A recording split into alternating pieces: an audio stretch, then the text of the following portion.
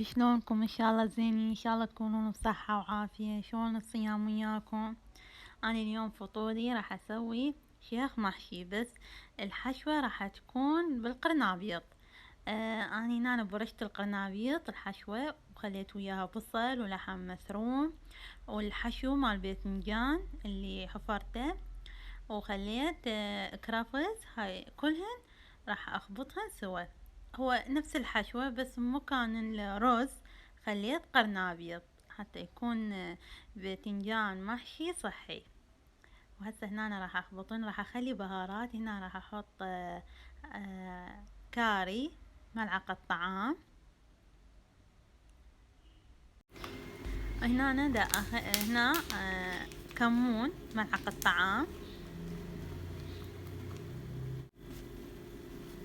هنا راح اخلي ملح، ملعقة كوب من الملح، او تخلون لمندوزي او حامض الليمون على حسب الرغبة. البهارات التوابل دائما تكون حسب الرغبة، وكل بيت يحط بهارات شكل، وكل أكلة لها بهارات ونكهة شكل. هنا أنا أخلي دبس الرمان ملعقتين طعام،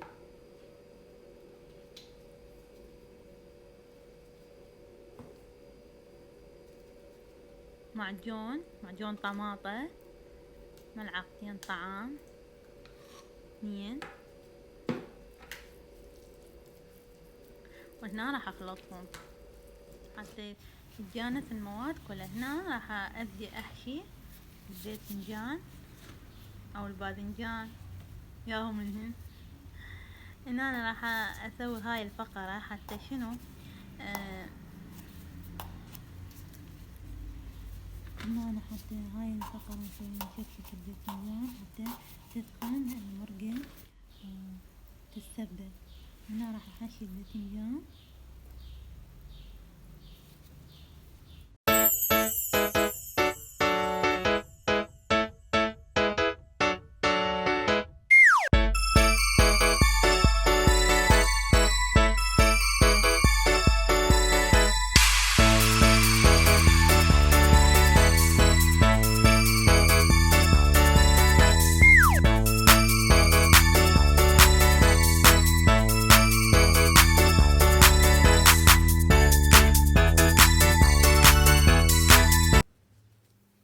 هنا حبايبي بقى زايد من الحشو، صار كمية هواية.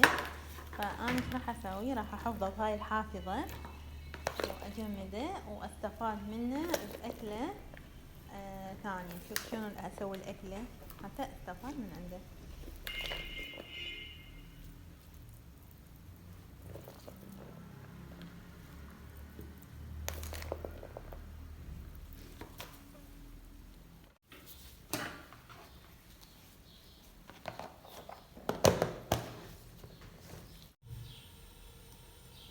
خليت الحشو مال باذنجان وخليت وياه فلفل.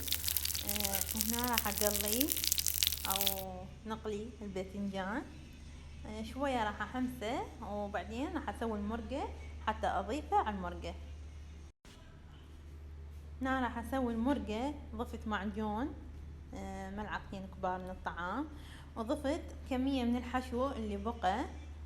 راح يخليها تسخن المرقة تتماسك اكثر، يكون بيها سخن. وراح اضيف ماء تقريبا قلاصين ونص ضفت اني ماء. وهاي انتظرتها شوية تفور تغلي، وضفت الباذنجان والفلفل. خلي بس 5 دقايق او اقل شوية تفور المرقة. وها هي. وهنا كملت السفرة مالتنا. دائما نحمد رب العالمين على كل حال، والحمد والشكر لك يا رب. وهاي سفرتنا الحلوة، وألف عافية، وإن شاء الله صيام مقبول وإفطار شهي يا رب. أنا ملاحظة إنه الحشو مال الباذنجان أو الباذنجان أنا خليت قرنابيط هواية، وصار عندي شوية أكثر من اللحم. فأنتوا إذا تبدون تجربون هاي بالقرنابيط، خلوا قرنابيط يعني وسط مساوي للحم حتى يكون متساوي.